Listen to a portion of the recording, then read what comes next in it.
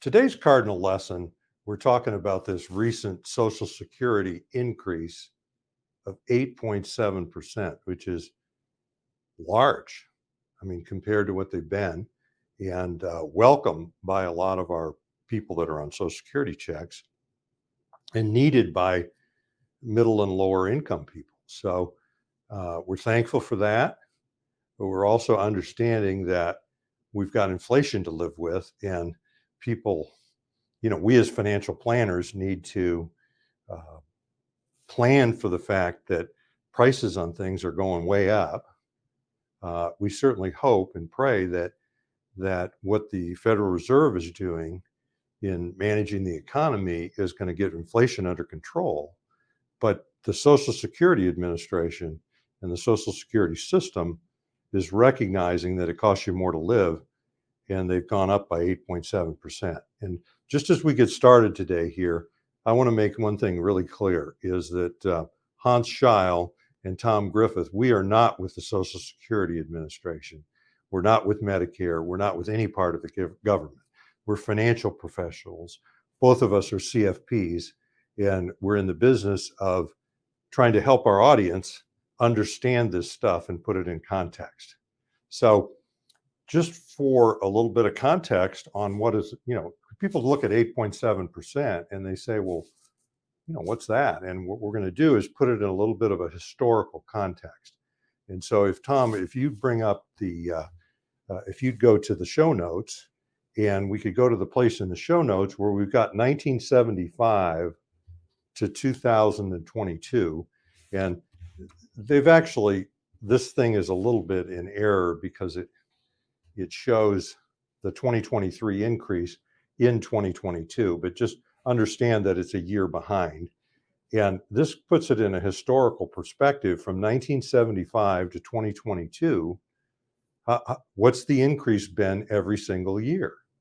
And so what I'd like you to talk about a little bit is, when's the last time that we went up this much, Tom? Yeah. And so you can find these show notes in the link below in the description of the video. And this gives some more context here. But if we just look historically back, and so the cost of living adjustment that was announced in 2022 for 2023 was at 8.7. If we go back and look, when was the last time we had one as high? We have to go all the way back to 1981 is when the increase was 11.2%. That was the last time that we had one as high. So it's been, quite a long time since we've had something like that. And most of you that are about my age or older or a little bit younger, you remember the late 70s and the early 80s. That's the last time that we had rampant inflation. And then they pretty much got it under control in the early 80s and the mid 80s through a lot of the same maneuvers that are being made right now. The difference then is we already had the high interest rates. They were high and then they went even higher. But nonetheless, it's the same scenario 40 years later. And so we wanted to put that into context. And then, we look at 2021 and 2022, which is really this year and next year. So we've had 2 years of it. We very well could have another big increase next year for 2024, just simply because it's going to take them a while to get inflation under control. And then it's whatever they're doing has got to work. So just understand that it's 8.7%. Your check, if your check was $1,000 this year, it's going to be $1,087 next year, all things being equal. So the next point that we wanted to make is we wanted to look at the period of 2009 to 2020. And so if, as you're seeing there, Tom, those 12 years, which are really the period leading up to now in the last year, we had a total of 18.1% of increases. If you just stack all those and add them all up, which I did, it equals 18.1%. And that 18.1% would actually be a little larger number if you compounded all those. But this is just intended for perspective. In the 12 years leading up to the last two, we've had an average of 1.5% increase per year. So that's people that are let's say somebody's 77 years old now, and they've been on Social Security 12 years. They've experienced, excuse me, actually, because it's 14 years, but just somebody in their late 70s or mid 70s has experienced 1.5% a year for 12 years. And then all of a sudden they get a 5.9 and an 8.7. And it's purely due to the inflation that we're experiencing now. And so I just wanted to put all this into context historically. And the only number that really matters in this thing right now, again, is the 8.7%. That's all you need to walk away from here with. We're just trying to give you a sense of how this fits in the whole picture. So now for workers, this is news to a lot of people, but the most money you're taxed on or that you're contributing to Social Security on your own, if you're still working, is $147,000 in 2022, okay, for the whole year. So anybody making less than $147,000 a year, this number doesn't really mean anything to them. If you make $60,000 a year, well, then you're contributing 6.2% of every paycheck into the Social Security system, and then your employer is matching that. So that money is going into the Social Security system, into the trust fund. Once your income hits $147,000, people that have a high income of, say, $200,000 a year, when they get to September of the year and they've made $147,000, they stop taking out Social Security. So their last several paychecks of the year are increased. And some of you may be in that situation and you've noticed that. That number is moving from $147,000 cap to $160,200. Okay? Now, there is another number here that is very relevant to a lot of our early retirees, and it's the Social Security earnings test. This only applies to you if you're collecting Social Security before your full retirement age, which is very fast becoming age 67. So if you elected to take your Social Security and accept less in Social Security before age 67 or 66 and 8 months or whatever the number is, say you took it at 62 and you took the full reduction and you're collecting it. Well, you can still make money from a job and collect your reduced Social Security so long as you don't earn more than $19,560 in a given year. If you exceed this cap in earnings from a job, you have to give back some of your Social Security. And there's many clients that we deal with that are facing this, and we try to help them by projecting, and some people retire and then they go back to work. Like I know of some school teachers that do that, and then all of a sudden they're back collecting an income and they've got their early Social Security and they're exceeding this, and then they've got to give some of their Social Security back. So just know those numbers. That's increased to 21,000, and that's helpful for many people in that situation. And then the last point that we're really talking about here is the average Social Security check.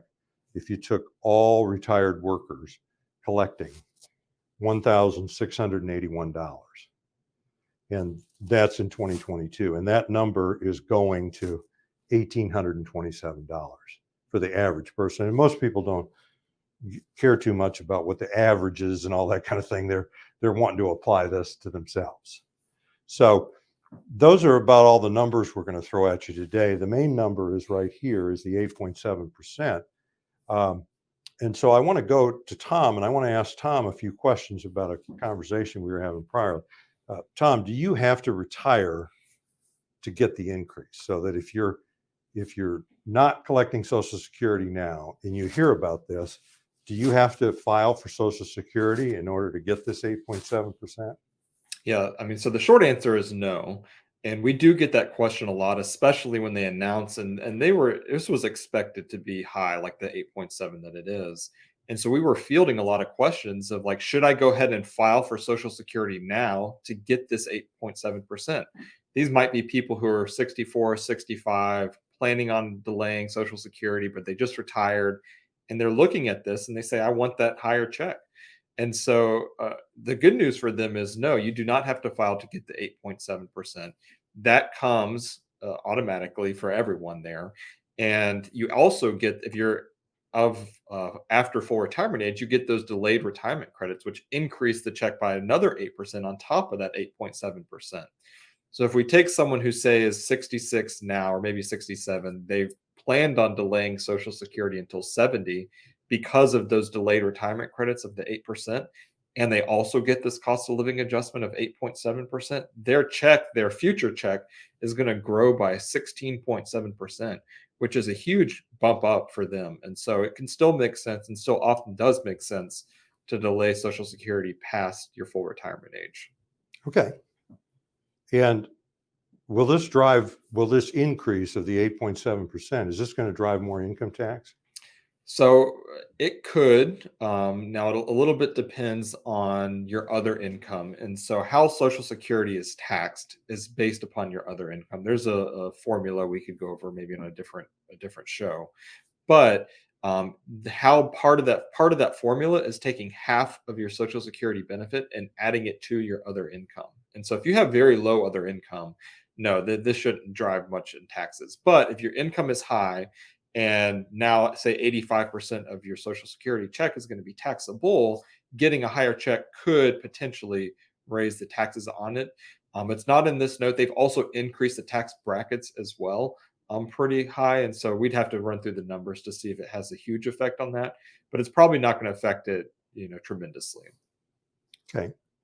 And will the Medicare Part B premium cancel the increase? And so again, for the good news for people who are retired and collecting Social Security and on Medicare, the answer is no. And so historically, we often will get this comment from clients. They'll get a Social Security increase, and their first thing out of their mouth is like, "Well, they'll just take it away because they'll increase the Medicare premium to offset that." Which is, in the past has happened. They've increased Social Medicare. Normally, it's not by the same amount, so that's not sort of faulty thinking anyways. But this year, the good news is Medicare premium, Part B premium, is actually going down by about $5. Not a huge amount, but it is going down some while you're getting the large increase from Social Security. So people's net take home pay for next year will be much higher than it is this year, which is a huge, tremendous help for kind of our retirees, our clients who are retirees. One of the points that we kind of want to bring up too is this isn't all great news in the sense that we have some fear of what this will do to the trust fund for Social Security. Is as they increase benefits, that means more money is going to have to go out. This could be a drain on the trust fund, which is what helps funds benefits. And so one of the things we'll just have to wait and see. But one hypothesis I have is this is going to catch the attention of some politicians, and they're going to actually start doing something to fix the Social Security system. We have another show that talks more about our take on that. We're of the opinion that we don't need to worry too much about that. There is a problem. They do need to do something, and it could be something like this 8.7% increase that will catch their attention to really cause some change that will help shore up the Social Security system. Okay, so one last reminder is Hans Scheil and Tom Griffith. We are not part of the Social Security Administration or Medicare or any part of the government. We're financial professionals educating consumers about Social Security. I'm With gonna that, I'm go I'm ahead. gonna walk through the show notes real quick too, just to show the full show notes here. And so again, we have this in the bottom of our video. We have the picture of the board, which is good. All these numbers that we've been through throughout the video are in the show notes and gives a little more detail around these different things. And again, the historical context of the cost of living adjustment. And then the final page is just talking more about the COLAs and when it was introduced and everything like that. So if you want a little more detail about the video, you can find these in the show notes. So I'm Hans Scheil, And I'm Tom Griffith. and we thank you very much for listening. Thank you.